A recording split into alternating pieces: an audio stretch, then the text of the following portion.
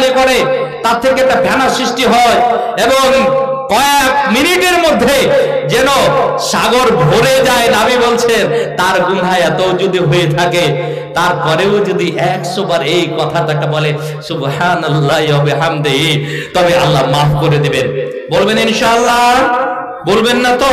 শয়তান কিন্তু ভুলিয়ে দিবে আপনাকে। আরেকটা কমন হাদিস আপনাকে বলেছি এর আগে, নবী মুহাম্মদ সাল্লাল্লাহু আলাইহি ওয়াসাল্লাম সাহাবীদেরকে বলছেন, এ সাহাবীরা শুনো, তোমাদের মধ্যে কে আছে এক রাতে 10 পারা কোরআন পড়তে পারবে?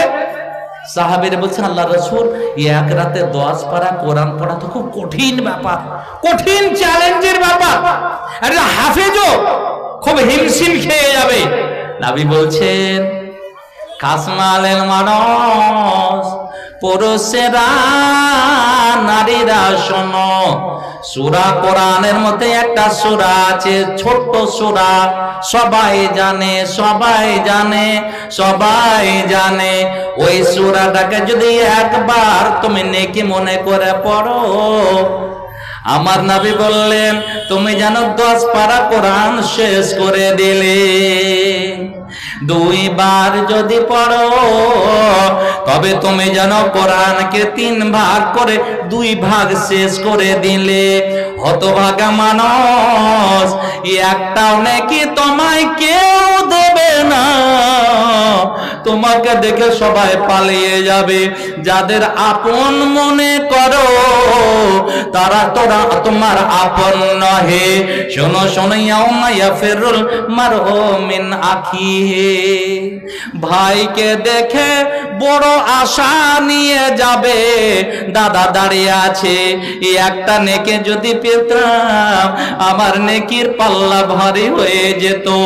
আমার দাদা তো দাঁড়িয়ে আছে, দাদার কাছে যাই, দাদা যখন দেখবে ভাই আসতেছে, ভাই কোরআন বলছে, আমার আল্লাহ বলছে তোর দাদা তোকে দেখে পালিয়ে যাবে।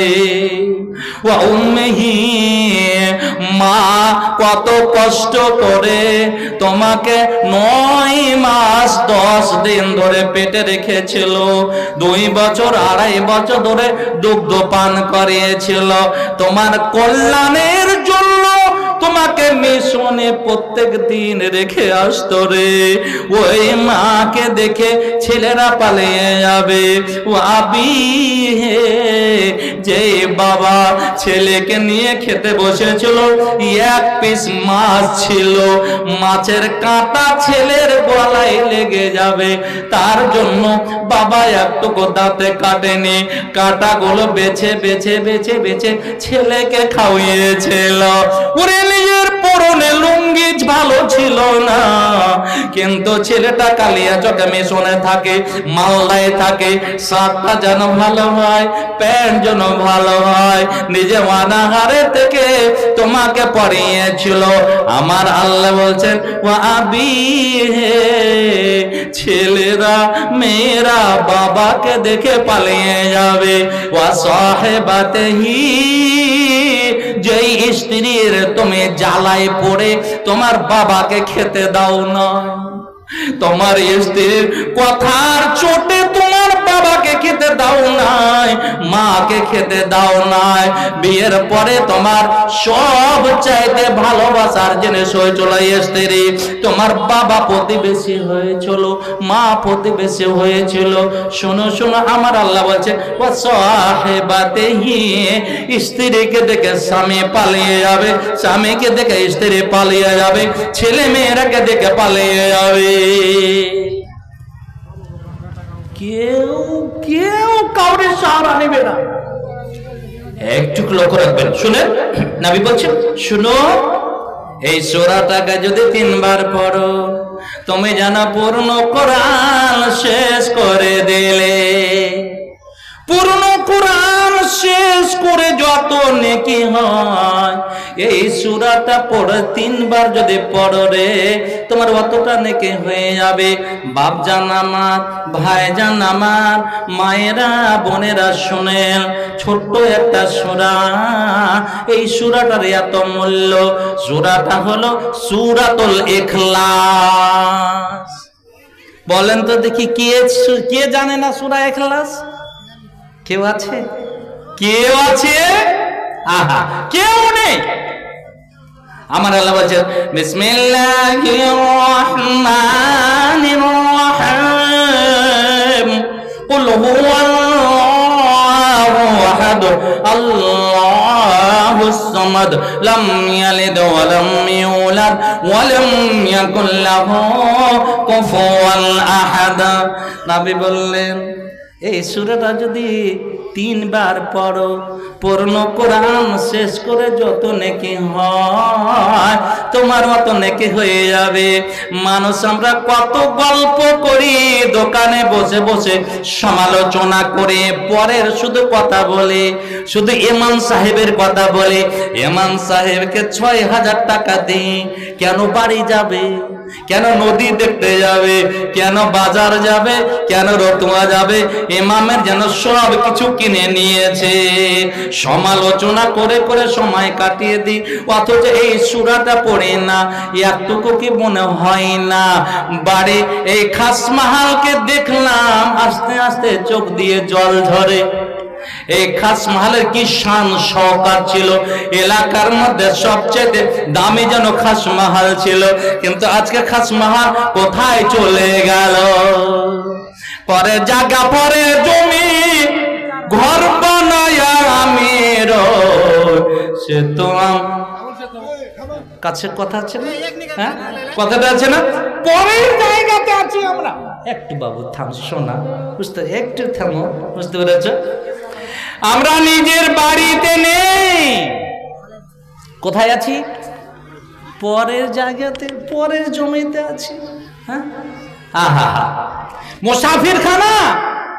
আমরা সফর করছি, একজন মুসাফির মানুষ, মুসাফিরের কি মূল্য আছে? এ দুনিয়া মুসাফির খানা হ্যায়, ये दुनिया छोड़ के जाना है, ये दुनिया मुसाफिर खाना है, ये दुनिया छोड़ के जाना है। आज भी जाना, कल भी जाना, जाने होगा एक दिन, जाने होगा एक दिन। ये दुनिया मुसाफिर खाना है। আমরা মুসাফির খানাতে বসবাস করছি। আপনি মালদা যাবেন, মালদা গিয়ে ট্রেন থেকে নামলেন। আমি কয়েকদিন হলো কোচবিহার, 4 দিন হলো কোচবিহারে ছিলাম। কোচবিহারে দেখলাম যারা এসিতে টিকিট কেটেছে তাদের জন্য রেস্ট রুম আলাদা, ওয়েটিং রুম আলাদা।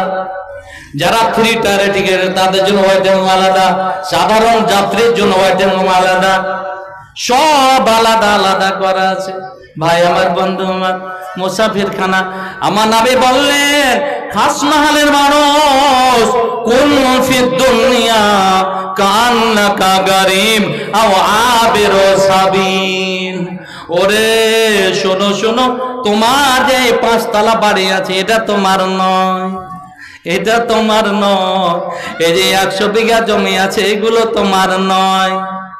তোমার যারা পাবে তোমার পরে তারা নিয়ে নেবে, ভাগ করে নিয়ে। তোমার যদি হতো কবরে রেখে আসতো, তোমাকে কিছু দিত। আজ পর্যন্ত কাউকে দেখলাম না কবরে কিছু রেখে এসেছে। আব্বাকে রেখে চলে আসলাম, একটুকু চিন্তা ভাবনা করলাম না আব্বা কি খাবে, কি পান করবে। না না না, কেউ ভাবে না, কোনোদিন ভাবে না। নবী বললেন, দুনিয়ার মানুষ, দুনিয়াতে বাড়াবাড়ি করো না, দুনিয়াতে বাড়াবাড়ি করো না। কোন ফির দুনিয়া কান্নাকা গারিম। তুমি যতই বড় মস্তান হও, যতই বিঘা জমি থাকো, যত অট্টালিকা তোমার থাকুক, এ দুনিয়াটা তোমার নয়, এগুলো বাড়ি তোমার নয়। তুমি কেমন ভাবে বসবাস করো? কান্নাকা গারিম, অপরিচিত ব্যক্তি তুমি একটা, তোমাকে কেউ চিনে না, কেউ জানে না, অপরিচিত ব্যক্তি তুমি একটা। আহা, আও আবেরো সাবিল, পথের পথিক। তুমি যেন সফর করতে আছো, সফর করতে আছো।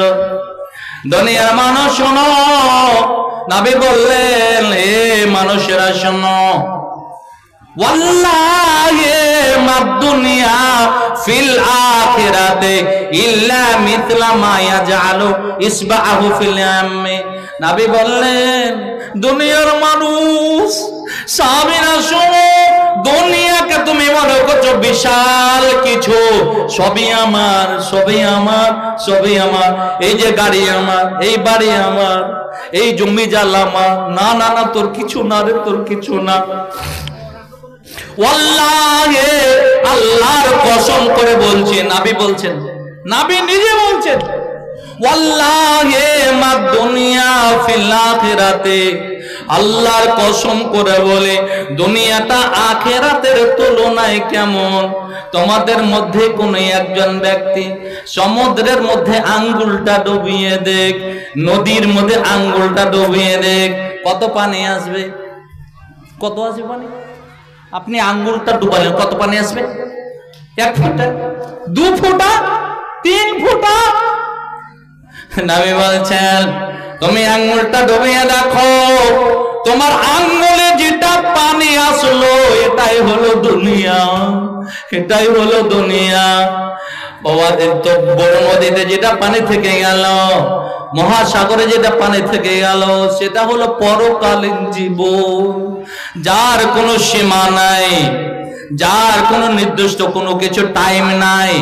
আপনি যখন যাবেন উড়িষ্যা হাওড়া পার হয়ে উড়িষ্যা পার হলেন, উড়িষ্যা পার হয়ে যে অন্ধ্রতে চলে গেলেন, সমুদ্রে গিয়ে দেখেন আল্লাহ কি দৃশ্য, কোনো কিনারা নাই, শুধু পানি, শুধু পানি। সেই দিন আমার হাদিসটা মনে পড়ে গেল, নবী মুহাম্মদ সাল্লাল্লাহু আলাইহি ওয়াসাল্লাম বলছেন, তোমার আঙ্গুলের পানিটা হলো দুনিয়া, আর মহাসাগর, আটলান্টিক মহাসাগরে যেটা থেকে গেল সেটা হলো পরকালীন জীবন। তুমি একটু কেন ভাবো না? আজ তোমার বিছানাতে গাদলা আছে, ক্যাথা আছে, তোষক আছে, তবুও তোমাকে ঠান্ডা লাগে। তুমি কি করেছো আগামী কালের জন্য? তোমার বাড়ির জন্য কি করেছো? কিছু করেছো? সবই তো ছেলে, ছেলে ভালো হবে, ছেলে ভালো করে জিন্দগি কাটাবে, মেয়েটা যেন ভালো থাকে। আহা হা, কার তারা তোয় মরেস খেটে, কে হবে তোর সাথে, আর বেনামাজের আধার গড়ে কে জ্বালাবে বাতি, কার তোরে তোয় মরেস খেটে, কে হবে তোর সাথে, আর বেনামাজের আধার গড়ে কে জ্বালাবে বাতি। খোদার নামে শির লুটায়ে জীবন কর সফর, ওরে চল নামাজে চল, মসজিদের শোন রে আজান, চল নামাজে চল, দুঃখে পাবে সান্ত্বনা তোয়, বক্ষে পাবে বল। নবী বললেন, ওরে দুনিয়াতে এমন ভাবে বসবাস করো তোমাকে যেন কেউ চিনে না আর জানে না, বাড়াবাড়ি করো না, মারামারি করো না, মুসাফিরের মতো কয়েকটা দিন তুমি কাটিয়ে দাও। কে জি একটু বলেন তো, কথা বলেন। হ্যাঁ, আর কি? নবী বললেন, শোনো, তুমি নিজেকে একজন কবরবাসী